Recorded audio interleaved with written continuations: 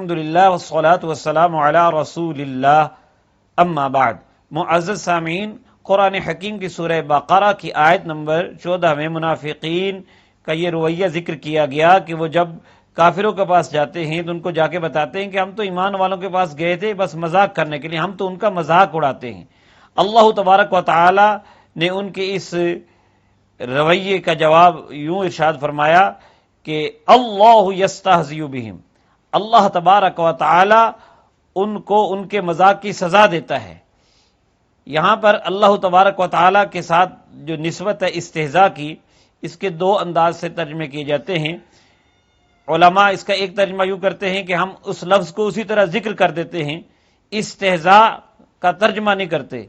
استہزاء فرماتا ہے جیسا کہ اس کی شان کے لائق ہے، ہم اس کو بیان نہیں کر سکتے۔ اللہ تعالیٰ کی شان کے لائق جو معنی ہے وہی اس کا معنی ہوگا، وہی اس کی مراد ہوگی، تو بس یوں کہہ دیتے ہیں کہ اللہ تعالیٰ استہزاء فرماتا ہے جیسا اس کی شان کے لائق ہے۔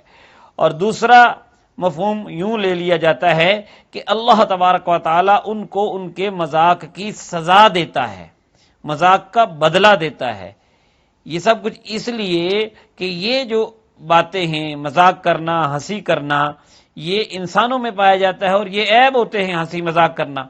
اللہ تبارک و تعالی ہر عیب سے پاک ہے، تو ایسی آیات میں آ کر ہمیں بہت احتیاط کرنی چاہیے کہ اللہ تبارک و تعالی کی ذات کے ساتھ ایسی چیزوں کی نسبت سے بچنا چاہیے۔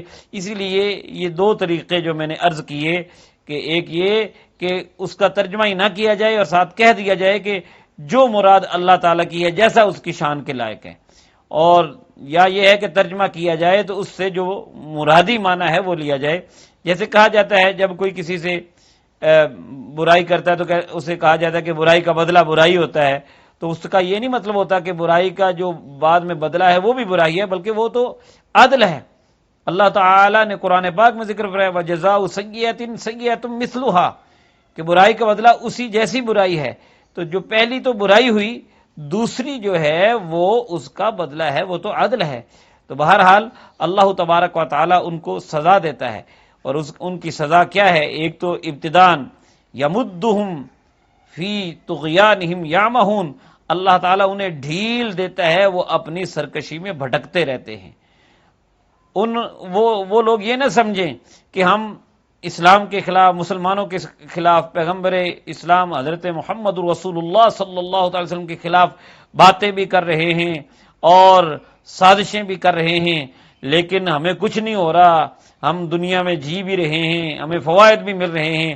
تو اس پر وہ یہ نہ سمجھیں کہ جی ہمارے ساتھ کوئی اچھا ہو رہا ہے یا ہم کچھ اچھا کر رہے ہیں۔ نہیں، یہ ان کو مہلت ملی ہوئی ہے کہ یہ اور زیادہ برائیاں کریں، ان کا گناہ، ان کا جرم اور بڑھے، اور اللہ تعالیٰ ان کو اور سخت سے سخت سزا دے۔ تو یہ سورہ بقرہ کی آیت نمبر 15 کا یہ خلاصہ ہے کہ اللہ تبارک و تعالی ایسے لوگوں کو ضرور سزا عطا فرمائے گا، اور جو وقتی طور پر ان کو سہولتیں مل رہی ہیں، فوائد مل رہے ہیں، یہ صرف ان کو ڈھیل دی گئی ہے، اور ان کی گمراہی جتنی بڑھتی رہے گی ان کی سزا اتنی بڑی اور اتنی ہی بری ہوگی۔